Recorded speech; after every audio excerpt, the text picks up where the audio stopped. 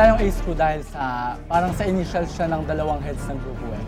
Ace, kasi parang kumbaga sa cards, alas siya, parang nangunguna.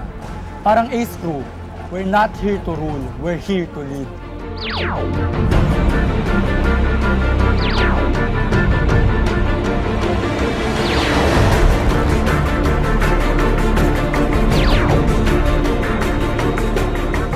Masaya sa Ace Crew kasi sa Ace Crew may pagtutulungan, pagkakaisa at pagbibigayan. Masaya ako sa Ace Crew kapag hindi ako napapagalitan ni ate at kuya kasi feeling ko perfect na perfect ako. Thank you for your wonderful question. Masaya sa Ace Crew kasi hindi tulad sa ibang grupo na iisa lang yung galawan nila. Dito madaming matututunan. Masaya sa Ace Crew kasi pagkakaisa. Dito, ang turingan namin parang isang pamilya. Masaya sa Ace Crew kasi napagsishiran mo sila ng mga problema, tsaka yung yung masaya kasama, basta iba yung pairamdam eh, pagkasama mo sila. Parang kompleto ka. Mahirap maging Ace Crew kung wala kang pakikisama. Kung hindi ka marunong makisama, mau-OP ka. Kasi lahat ng Ace Crew marunong makisama. Mahirap maging Ace Crew pag hindi ka totoo sa ginagawa mo.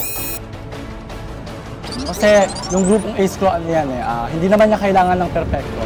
Ang kailangan niya yung taong may magandang loob, tapos maganda yung hangarin para sa iyo. Mahirap maging Ace Crew kapag hindi mo kayang isabay yung ugali mo sa ugali ng iba. Kasi doon may iba bagay yung sarili mo eh. Kasi hindi ka tatagal sa grupo kung hindi mo kayang tanggapin yung ugali ng iba.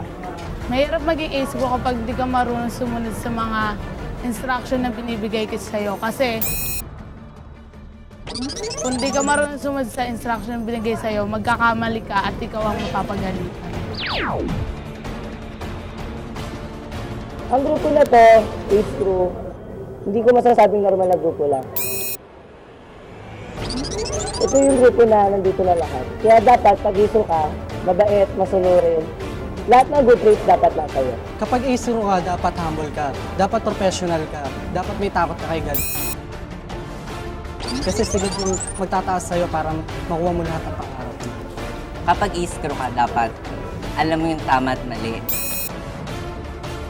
Alam mo rin yung mga dapat mong gawin. Kailangan mo makisabay sa mga bagay-bagay na katulad ng asaran. At saka dapat, kapag Ace Crew ka, hindi ka pikunin.